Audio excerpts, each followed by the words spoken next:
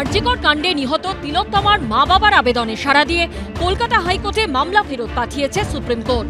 CBI তদন্তের খামতি নিয়ে একাধিক প্রশ্ন তুলে হাইকোর্টে যে আবেদন করা হয়েছিল, সোমবার তার শুনানি হবে মাননীয় বিচারপতি তীর্থঙ্কর ঘোষের এজলাসে।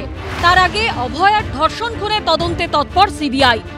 পুলিশ কর্মী নার্সদের পর শুক্রবার জিজ্ঞাসাবাদ করা হলো আরজিকর মেডিকেলের গ্রুপ ডি কর্মীদের।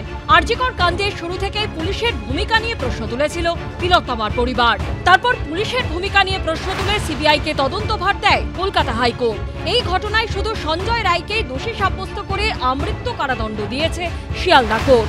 তারপর সিবিআই এর ভূমিকা নিয়েও অসন্তোষ প্রকাশ করেছে তিলোত্তমার মা বাবাও। আমি বলবো সঞ্জয় তো অপরাধী, কিন্তু সিবিআই সেভাবে প্রমাণ করতে পারেনি যে আমার মেয়ের মৃত্যুটা রেয়ার কেস।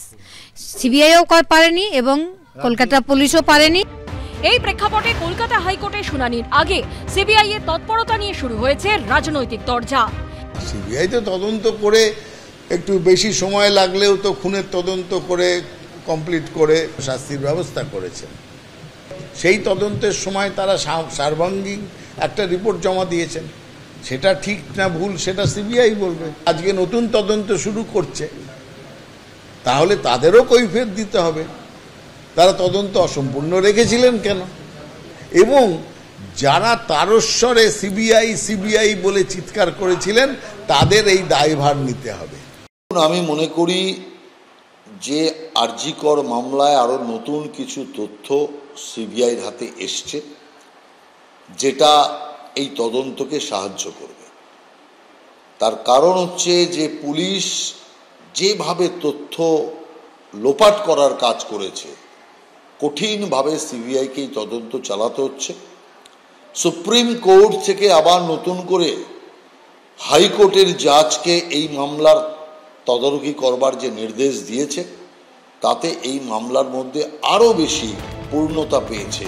এ মাসের শুরুতে আরজিকর কাণ্ডে তদন্তে 11 জন পুলিশ কর্মীকে জেকে জিজ্ঞাসাবাদ সিবিআই এর। এই পুলিশ কর্মীরা ঘটনার দিন অর্থাৎ 8ই আগস্ট ও তার পরের দিন 9ই আগস্ট আরজিকর মেডিকেলের পুলিশ আউটপোস্ট ও টালা থানায় ডিউটিতে ছিলেন। বৃহস্পতিবার 4 জন নার্সকে তলব করে তাদের বয়ান রেকর্ড করে সিবিআই। সূত্রের দাবি, তারাও ঘটনার রাতে হাসপাতালে ডিউটিতে ছিলেন।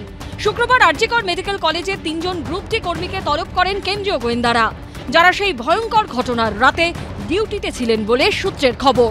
প্রকাশ সিনহা, রুমা পাল ও সন্দীপ সরকারের রিপোর্ট, এবিপি আনন্দ।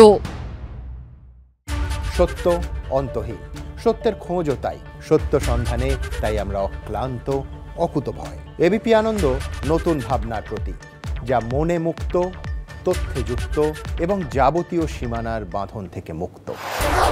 সীমা না শব্দটির মধ্যেই লুকিয়ে আছে মানা শব্দটি, যেন চোখ রাঙানি এক অদৃশ্য বেড়াজাল, যা আটকে রাখে আমাদের এক ছোট্ট গণ্ডির মধ্যে।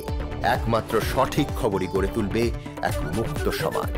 সেই জগৎ গড়ার লক্ষ্যে কোনো সীমানার ঠুকুটি আমরা মানব না।